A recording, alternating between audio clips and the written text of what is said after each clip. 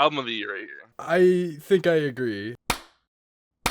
Hello, everyone, and welcome back to the New Music Podcast. New Music Podcast. Yes, indeed. Yes, indeed. Maybe biggest week of the year, so we've got quite a lot. Timestamps available down below, as well as a list in the description if you're interested in any particular one. But what do we got first here on screen? Got Geordie Greep, the new sound. He came out from Black Midi, and he was like, hey, you really like Schlagenheim? How about now even better than that? Oh, you guys like Cavalcade? How about now even better than that? Hellfire? How about now even better than that? Something so good. You think it's better than Schlagenheim even? I like it more than Schlagenheim by a lot, and I gave Schlagenheim a 100. Did you really? Yeah. I did too. I didn't realize that we were on the same page with that one. Here, real quick, Black Midi lore for me. Recently, I went through and listened to all the albums over and over again to figure out which one's my favorite. My ranking goes Schlagenheim, Cavalcade, Hellfire. The difference is like less than 10 points. Yeah, same. I was actually a little bit let down by Hellfire, to be honest, which I know is a weird take, but it is the take that I have. That is a weird take. Yeah, no, it didn't do anything for me quite as much as Schlagenheim did. I really think their discography, while it is near perfect, it kind of tapers off as it goes along. And now it's done, and I think that might be a good thing. Yeah, so my favorite tracks on like Schlagenheim, Cavalcade, and all that, BNBN, John L, Hogwash, Bullet Eat Man Eat, all that like type of shit where it's Geordie here just fucking going like that shit. Fucking blows my dick clean off every single time. And this whole album is that. So I'm like, oh, this is just the best album ever. Fucking facts, dude. This one is easily on par with Schlagenheim for me as well. I'm surprised to hear you say that, but I get it 100%. I think the album really shows how much control over the creative control of Black Midi he probably held. Yeah, like he had a lot of good ideas, and they let him do most of them. Yeah. Basically, this is just Black Midi without Cameron, I feel. R.I.P. the homie.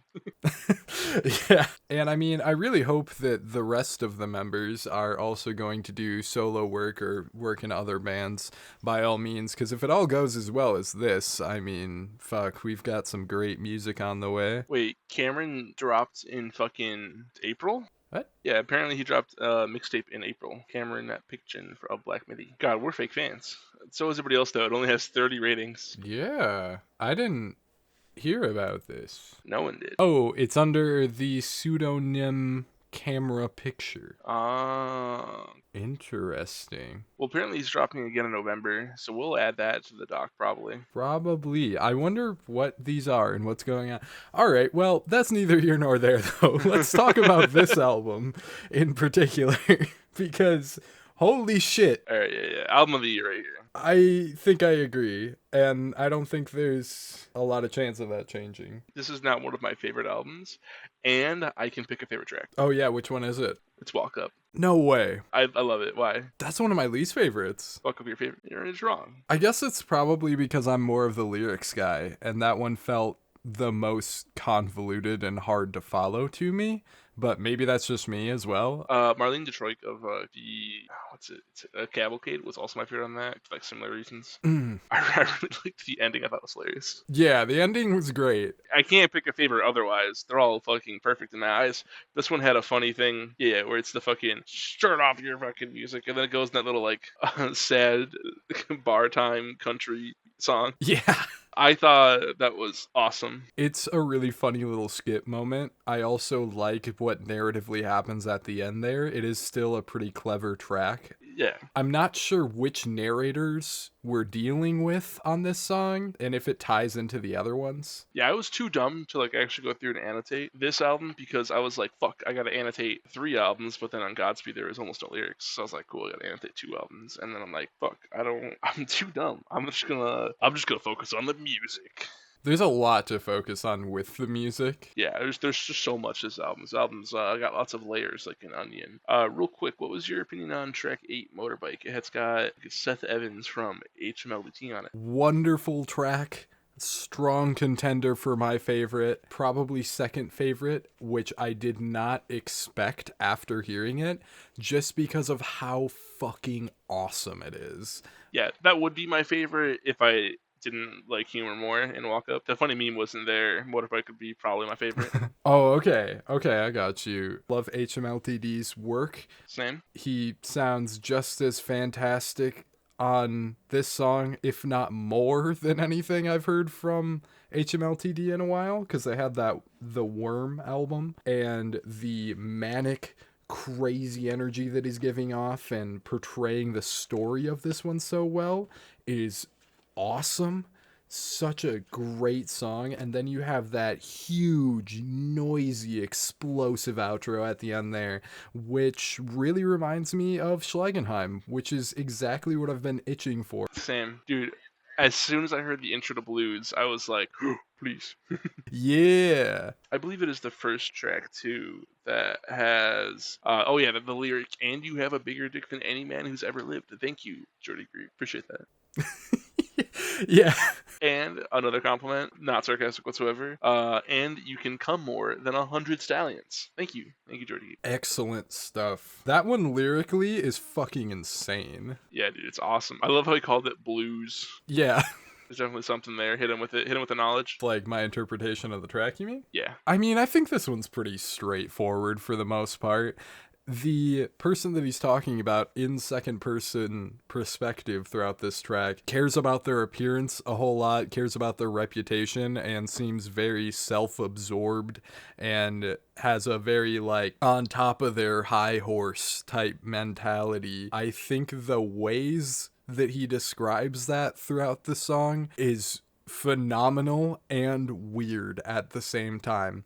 To have this section here where it appears that he is quite literally getting off to how great he is fucking fantastic. Hell yeah. Hell yeah. It sets this up where the music follows the energy of the narrator. So when things get more manic and extreme or angry or intense emotionally in what's being written and said, the music also crescendos, and I think that's so fucking cool. By the way, little bit of background information that I'm not sure if you knew or not. Walk Up and The Magician were originally Black MIDI songs. So that's probably why we're getting so many Black MIDI cues throughout this. Walk Up being a Black Midi song makes a lot of sense. Yeah. So does any other track on here. You could tell me any of these tracks, and I've been like, oh yeah, it makes sense. I don't know if there's any information on this, but I have to imagine that he fully composed those songs, given they're here on his solo album. But yeah, do we know why they broke up? Apparently they hated each other. That's at least the rumor. That's fucking crazy. Yeah, the way I look at it, it seems like there was a lot of big personalities in that band, you know? And their music probably sounded so animated and creative as a result of that. But you're going to have some falling out when a lot of people have a lot of different creative ideas. I got you. Yeah, because I'm noticing none of the original trio were on this album whatsoever. Yeah, no. But yeah, what are some other tracks that you'd like to highlight across this? Oh, it's track 2. Track 2 has that the classic thing with this guy, I guess, because I guess the other members aren't in here, where their second track is always like a fun little like slower and softer track. Wait, hold on. I never pieced that together before. You're right, though. Well, no, Sugar Sue was not, right? It is halfway through. Like comparatively, Sugar Zoo is a little bit like that, but the track 2 always has like this feels like a transition song because Speedway was slower, and then Marlene Detroit, of course, is the slowest. Yeah. Yeah. No, I get you. This is still kind of segmented like a Black MIDI album. Yeah. Yeah. It kind of shows you who was doing the segmenting. Right. Maybe maybe they just all did it and it's just good. Who knows? Yeah. But track 3, that like jazzier song, and it sounded holy holy. What was your thoughts on that track? Holy Holy is awesome. Well, they're all awesome. Yeah, I think people are liking that one of the most on here. Yeah, Holy Holy is a 97. Our second highest is The Magician with a 96. Really, it's higher than The Magician. Okay, well, by 1 point. That's definitely one of the most back and forth, loud, quiet, dynamic songs, and I think the way that it executes that is really good. Hell yeah. Yeah, lyrically, that one has a bit more of a clear narrative to it as well.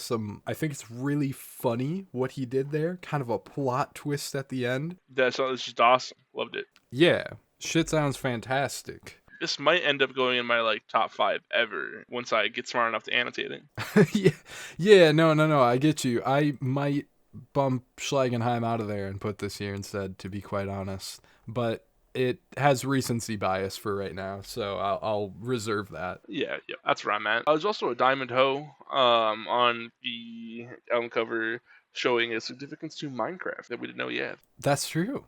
Yeah, it is very specifically light blue, isn't it? I feel like that maybe wasn't intentional, but it's because gray there would have gone well. But yeah, maybe it's a Diamond Hoe though. We don't know. The toes are fucked. Whoever drew these feet cannot draw feet. Or maybe they specifically can, but chose not to. No. Drawing feet's hard. This album cover is really interesting, and I'm not sure I can properly wrap my mind around my thoughts on it. Yeah, there's grass getting gathered, and with the hoe presumably, and then this lady's like, "Oh, what's up, dude? I'm gonna cut your head off and give you a little smooch on the way out." Yeah, I won't get too far into it because we could probably yap all day about the lyrics on each song, but the lyrics of Through a War kind of directly seem to reference the cover. I think you could say that for a lot of this. Yeah, war and all that. War never changes. The War of Love. Love is a battlefield. Yeah. Also a literal war on that one, but both at the same time. So it's all the stuff. My favorite song on here, though, all this being said, is The Magician. I think that's like one of the best songs ever created in general. What do you think about that take? Yeah, that's a perfectly fine take. Your favorite song could be any of these songs, and I'd be like, nah, they're all 100s to me. We've already established this is a 100. But my thing with this is a few songs, if they were isolated, I don't know if they would be like, wow, this is blowing my fucking mind, this is crazy. Terra, Walk Up, and Bongo Season for those.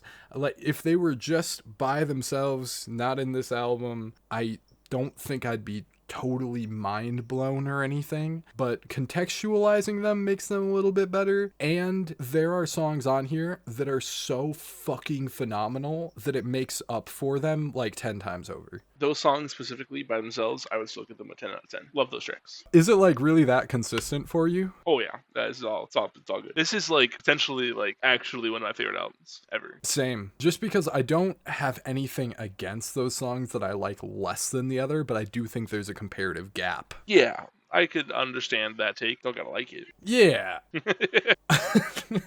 Fair enough. I saw a take somewhere here that The Magician should have been the closing track, and then If You Are But a Dream wasn't really necessary. I wasn't sure how to feel about that, but on my most recent listen, I think If You Are But a Dream really clicked with me in a special sort of way, and it does matter narratively too. What do you think about how this thing comes to a close? If it ended on The Magician, I don't know if it'd be a 10. Really? I'm listening to it a little bit right now. I really like the transition into the If You Are But a Dream. I don't like it when an album just fades out. True. I guess If You Are But a Dream technically fades out, but it's different. The whole song was like fading out. Yeah. And that's what I like. Like it made sense. It was like, hey, you know what? You sat here for 58 minutes and 52 seconds. Here's the end of the album. True. Oh, and at an hour long, it feels like it's 20 minutes. I'll make a comparison like that later in this episode. I think this one shows its length, but not in a way I don't enjoy. It shows the length of it to me. Wow, that sounded away. I'll show my length to you. Jesus, fuck it, keeping that in. It seems like a long album while I'm listening to it, but it's like how The Glowing Man feels like a long album to me. I'm here for it. I'm invested in it. I'm never like, oh, when is this going to get done? But it doesn't feel short to me, you know? Yeah, I understand that. For me, it's more like, it feels like a 30-minute album. Because it's like, oh yeah, I'm grooving the whole time until the end. Yeah, which is cool. It's so fun. It's so dynamic. Filling. It's a full meal. Yeah, so instrumentally impressive too. Like the composition and the way this one was played, like, holy shit. The title track on here, strictly instrumental. I think if you had a whole album of just that, just songs like that are instrumental, like we take all of the other details out, this might still be a perfect album if it was done the way that song is. Yeah, I didn't even notice that was an instrumental, how cool it was. I was like, oh, fuck yeah. Yeah, it's such a good groove, and it's more jazz leaning than anything Black Midi did, you know? I love the jazz elements in there. Honestly, I feel like throw the jazz elements onto either of the two previous Black Midi albums, and those are also 100s. Yeah, maybe. Fuck it, maybe. Who knows? I probably shouldn't say that. That's a scary take. Maybe. I don't know, though. I mean, there were still plenty of jazz elements in Black Midi. You know, you had saxophone all over so many songs and everything. Oh, yeah. The comparison that I would make that this one feels different, lyrically, almost zero similarities. Black Midi was on some surrealist, really absurd, wacky stuff all the time. Surrealist bullshit. Yeah. Our favorite. In like a really good way, but this one feels much more grounded, down to earth, and like it's things that happen in real life happening on this album. And I think the sound of it reflects in the same way. Black Midi felt like something more otherworldly, whereas this one's just like super nice with how it sounds, but more earthly. Yeah, it's human music for humans. It's definitely still pretty progressive and avant-garde and artsy and whatever you want to say, but more grounded. Yeah. Yeah. Yeah. Yeah. Yeah. Alright, I think we should probably stop sucking Geordie's dick for a second. We got other cocks to slob now. True. Yeah, do you have any closing thoughts on this one? Such a significant album for the year. This is the start of something good, I hope. True. Hell, more, please? It shows that, you know, some things come to an end, but at the end of the day, might give birth to better, new, grandiose things. I don't know if I'm ready to call this better, but still. I was sad that Black Midi ended, but then this dropping, I'm like, okay, I'm satisfied. Yeah. Because I don't think the next Black Midi album would have been this good. No. There was always a chance, but... And I don't know. My take is weird, because I think people like Hellfire the most out of Black Midi's albums. They do. The reverse order from what we like the albums is the correct order. The correct order? That doesn't click in my brain. Schlegenheim is a fucking masterpiece to me. Oh, wait, no. No, it goes Hellfire, Schlegenheim, Cavalcade. But I like Schlegenheim, Cavalcade, Hellfire. Same. Cavalcade especially was so fantastical and like just not grounded in reality. We were the maddest when that came out. But the neighbors told us to fucking turn the music down. Yeah. when Cavalcade came out, we had to listen to it in headphones because the downstairs neighbors were mad at us. Yep, our bad. Our downstairs neighbor really hated art rock and shit because normally I could play whatever, but then if I would play Godspeed or something, then he'd be upset. That's really funny. Man, I wish we were doing Godspeed second because that'd be an awesome transition. Yeah, but we'll get there. Next up, what do we got? Blood Incantation. Absolute Elsewhere. Hello, everyone. This review is a clip from the latest episode of the New Music Podcast. Every Thursday, we go through and we review several albums released in the previous week. If that sounds interesting, check the link in the description to see the latest episode. Also, like this video and subscribe to the channel for more music-related content coming your way. Your support is greatly appreciated.